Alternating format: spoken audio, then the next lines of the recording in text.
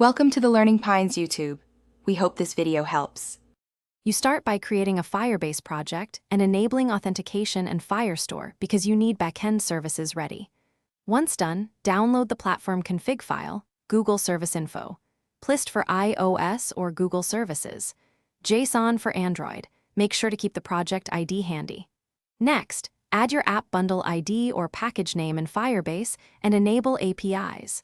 This initial sequence avoids mismatched configs later, so follow it precisely to prevent credential errors when you connect Flutterflow. You now connect Firebase inside Flutterflow. Go to Project Settings, then Integrations, and choose Connect Firebase. This is where the platform links your app to the backend.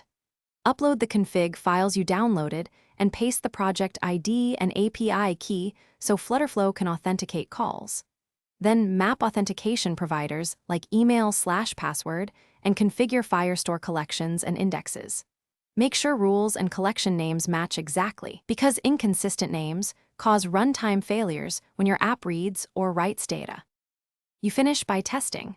Run the app in Flutterflow test mode or deploy a debug build to confirm authentication and Firestore reads and writes work.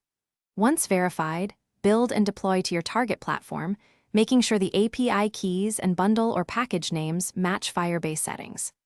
If something breaks, check the Firebase console logs, Firestore security rules, and that you uploaded the correct config files. This single troubleshooting check resolves the majority of issues by revealing authentication or rules mismatches.